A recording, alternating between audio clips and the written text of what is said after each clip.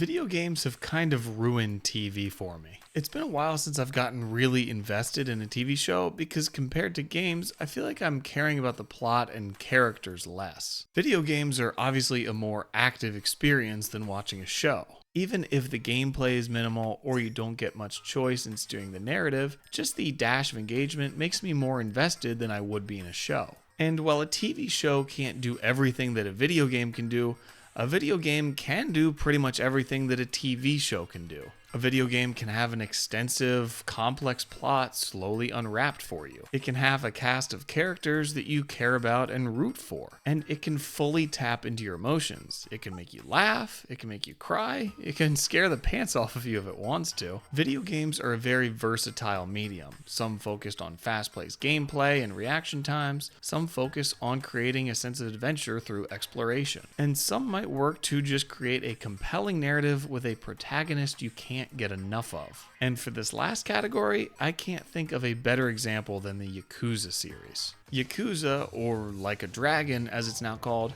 had its debut on the PlayStation 2 in 2005. The series remained fairly niche up until the release of Yakuza 0 on the PlayStation 3 and 4. This was a prequel to the first game and was followed up by remakes of the first two games of the series, making the whole thing much easier for newcomers to jump into.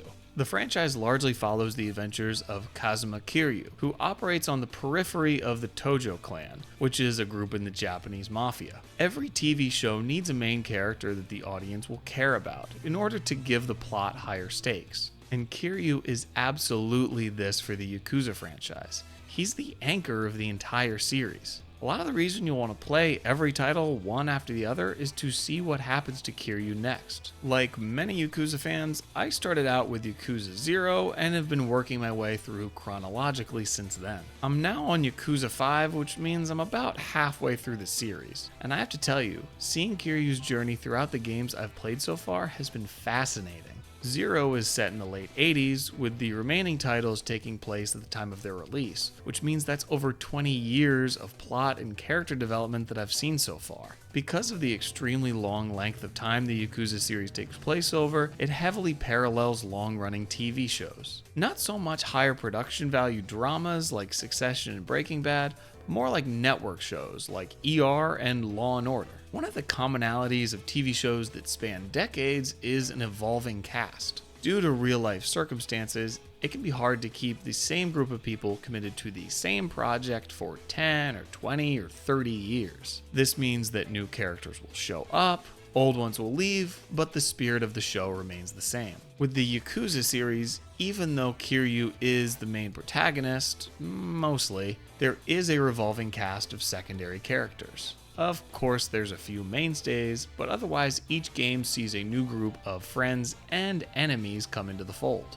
Although this does mean that fan favorites might not stick around for as long as the fans would like them to, I think this is the right approach for the series. It keeps each title feeling fresh. Across the games, some of the plots tend to be more similar than they are different. There's themes of police and government corruption, not being able to do what you want to do in order to do what's right, and each game seems to set its finale as a shirtless fistfight on top of a skyscraper. If these similarities were also placed with the same group of 5 or 6 characters, it would probably start to feel overly repetitive. So to get a mostly different cast every game makes each one feel more independent. Another thing most TV shows have is one main set. Movies tend to have a much higher budget than shows and aren't always made with the intention of creating sequel after sequel. Most TV shows are created with the hope of lasting at least a few seasons, and the comparatively lower funds means it would be way too expensive to change out the whole set from episode to episode, or even from season to season. This is why most shows are set in one location: an office building, an apartment, a hospital. And the Yakuza series has a set as well, the district of Kamaro.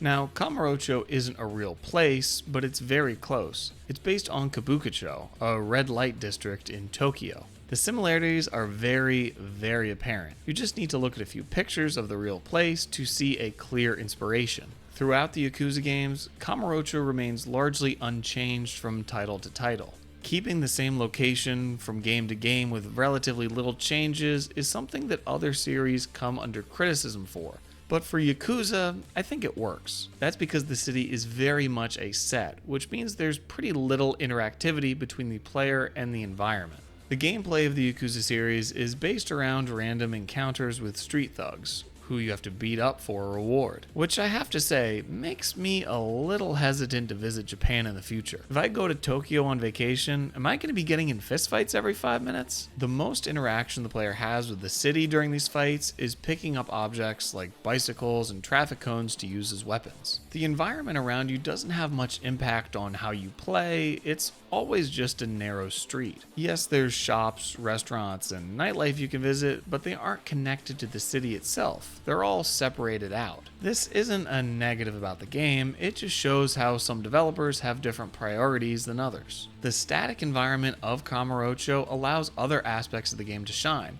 like the main story and the side quests. It makes sense for a game about the Japanese mafia to take place in a seedy Japanese city, and changing up the layout of the streets would harm more than it would help. It would still need to contain the same types of battles, minigames, and locations, but mixing up where they all are would just lead to confusion and an over-reliance on pausing to look at the map. It'd be like when your grocery store changes up where everything is. It doesn't accomplish anything aside from making you feel like you have Alzheimer's. The consistency of the game's main location probably is what makes it feel most like a TV show. The familiarity can be very comforting. It feels great to boot up a new game and be greeted by good old Kamaro. It lets new storylines and characters stand out more, and lays a good foundation for what you can expect from the game. The main story of each game is divided up into chapters, which can be very closely compared to episodes. Each one has a different title, and follows the classic story structure of building up action to a climax, and they often end on a cliffhanger. Long-running TV shows are no stranger to spin-offs. Some spin-offs even surpass the popularity of the original series, like CSI Miami or Frasier. And yes, the Yakuza series has this as well. There's a few PSP games that have been mostly forgotten, but there's others like Judgment, Lost Judgment, and Like a Dragon Ishin that have made big waves. The franchise even dipped its toe into the zombie craze of the early 2010s with Yakuza Dead Souls. The Yakuza series definitely fills a lot of the needs I look for in a TV show. Although in the past I was of the mindset that gameplay should be prioritized over all else,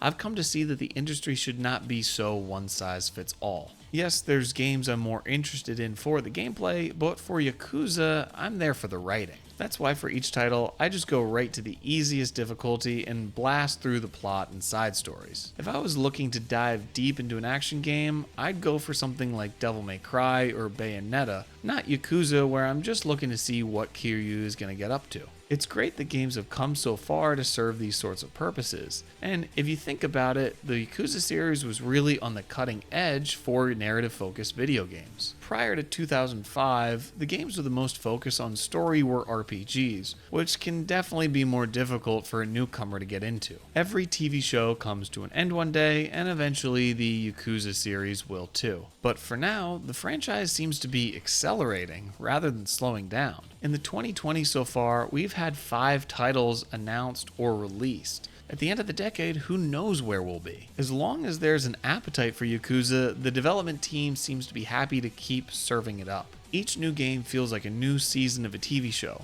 and I'll keep watching as long as it's renewed.